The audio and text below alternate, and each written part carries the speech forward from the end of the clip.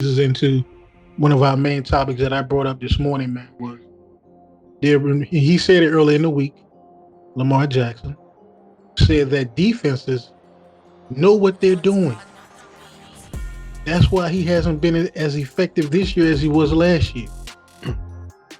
Now, I watched several different shows this morning, and the consensus pretty much is last year they were saying Lamar Jackson was so advanced he was ahead.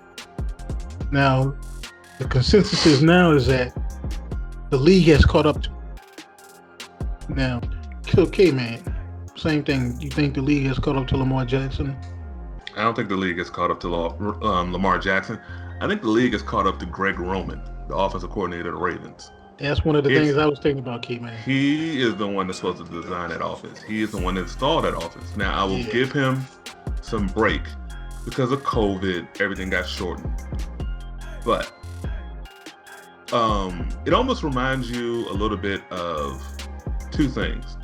The offense, 49ers offense going into the first full year with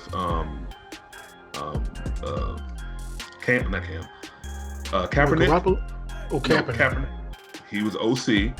And the second year of the now former Redskins offense, now Washington football team under RG3. Remember how dynamic those offenses were when RG3 started the whole season, and when Colin came in relief when Alex Smith got hurt. They caught everyone off guard. But then going to the next season, it got stale. Now we've already been proven the RG3 problem was him. That's because we see how creative Kyle Shanahan is. Right. But Greg Roman, I pretty much blame him. And this is what Lamar's saying. He's saying that their offense is still the same, and they caught up, and they have caught up. You need more diversity in it. Now, unfortunately, personnel-wise, we stated this last week. He doesn't have a number one wide receiver. He is missing Marshall Yonda. He is missing Ronald Staley. The offensive line got devastated. Yeah. Mark Ingram is... He's been questionable the last 2 old. He's going down that hill. He's going down that So that's the problem. Lamar can be a little bit better, but it's now all on him.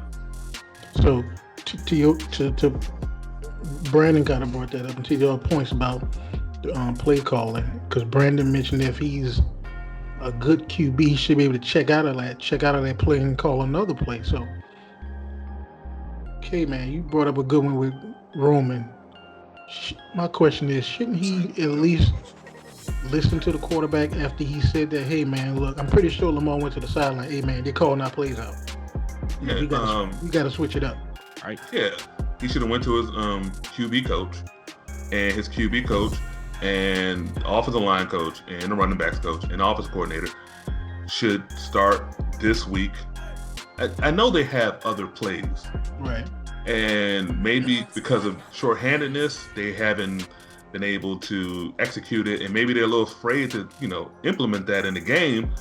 But yeah, we're November. We're mid-November now. Good point. It's the playoff run. Good point, K man. It's November. This is another question on the summit to both of y'all. Being that it's halfway through the season, do you think now is a good time to bring in new plays that the defenses haven't seen? Do you think your players can pick up these new plays quickly? Well, I think teams have plays. Teams practice things all throughout the week that we never see on Sunday. Teams have plays for a rainy day, so to speak. They also have plays that they stash until maybe towards the end of the season, come playoff time, they bring out something new. Teams have plays. Mm-hmm. I don't think you're going to see. I don't think you would start seeing anything new until we get towards the end of the season or come playoff time. But teams do have plays. They just don't want to reveal too much. Because I mean, if you reveal your hand too early, you won't have anything left for the playoffs. Oh, what you got, K-Man? Yeah. I remember. What was it? I think it was 2014. It was I think the divisional championship or AFC championship. I can't remember, but no, it wasn't 2014. It was 2012. The 2012 or 2011. I can't remember, but remember the Patriots were doing all types of wacky plays against the Ravens because the Ravens was coming in there and they were kicking them in the mouth, but they were doing all these little goofy plays that no one ever seen before. Right. And because they essentially practice it. Andrew Reid does that a lot.